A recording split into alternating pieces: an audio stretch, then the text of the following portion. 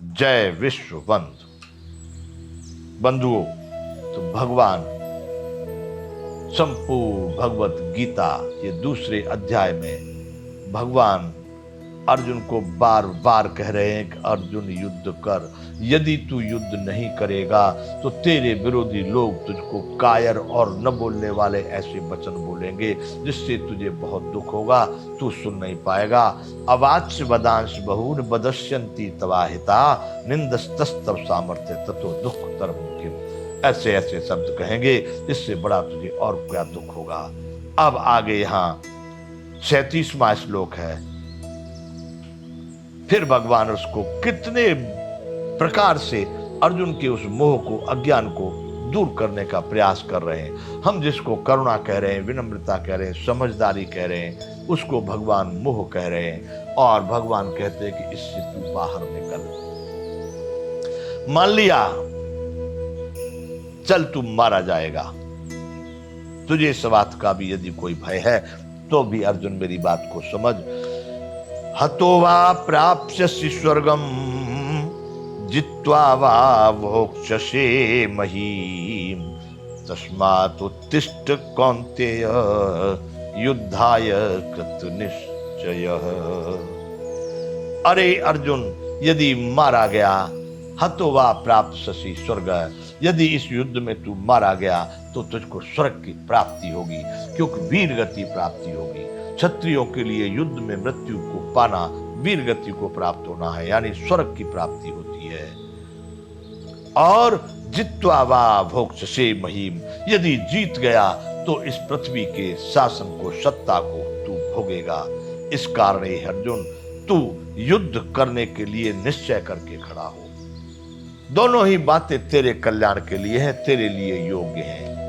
युद्ध में मारा गया तो स्वर्ग को प्राप्त होगा और जीत गया तो पृथ्वी के राज्य को भोगेगा। इसलिए तू निश्चय करके युद्ध के लिए खड़ा हो जा। युद्ध ही करना है। कैसे खड़ा होना है?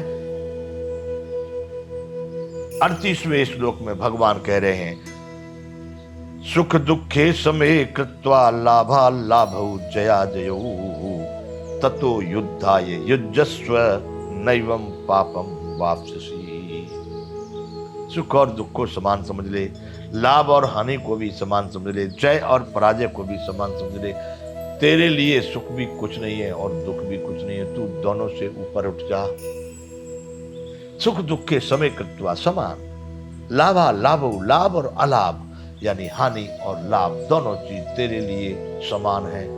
लाभ में तेरा कोई लाभ नहीं, हानि में तेरी कोई हानि नहीं, जय में तेरी कोई जीत नहीं और पराजय में तेरी कोई हानि नहीं।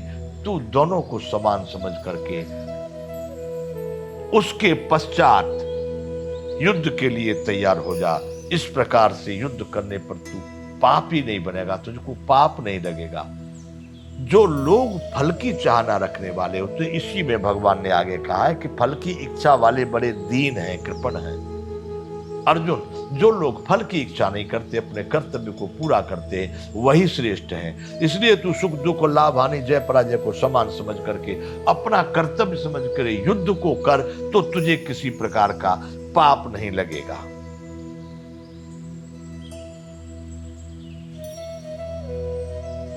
उनतालीसवां श्लोक दूसरे अध्याय का। ऐसा ते भेता सांख्ये बुद्धि योगे तमाम सुनु बुद्धिया युक्तो यया पार्थ कर्म बंधम प्रहास्यसि। अब भगवान यहां 38 ये श्लोक 38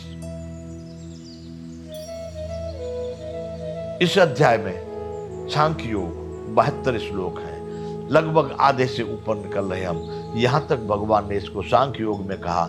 अब भगवान दूसरी ओर से भी इस बात को बताना चाह रहे, हे पार्थ, यह बुद्धि तेरे लिए ज्ञान योग के विषय में कही गई है। अभी जो मैं बातें करता आ रहा हूं ये ज्ञान योग के विषय में कहा है। अब तू कर्म योग के विषय में सुन। जिस बुद्धि से युक्त हुआ तू कर्मों के बंधन को भली भांत पार कर जाएगा। तुझको कर्मों का कोई परिणाम प्राप्त नहीं होगा, तुझको अच्छे बुरे मिश्रित कर्मों को भोगना नहीं होगा। तू निसंदेह उससे पार हो जाएगा। अब तक जो बातें कही गई ये ज्ञान योग के विषय में कही गई है, क्योंकि इसका नाम है सांख्य योग। इसी बात को भगवान यहां से करें, ऐसा ते बेहता सांख्य बुद्धि योगम तुमासुरु। अब तक तो मैंने इस बात को तेरे लिए ये जो ज्ञान बताया है सांख्य योग के विषय में कहा गया है ज्ञान योग के लिए, और अब जो तुझको कहने जा रहा हूं वो कर्म योग के विषय में भी सुन, जिससे तू कर्म करता हुआ भी कर्म बंधन को भली भांति पार कर जाएगा।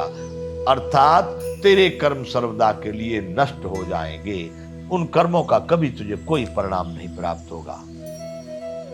यहां से भगवान अब 40वें अध्याय में करें और इसी बात को आगे मजबूत करके करें कि नेहाभिक्रम नाशोस्ति प्रत्यवायो न विद्यते स्वल्पमस्य धर्मस्य त्रायते महतो भयात्।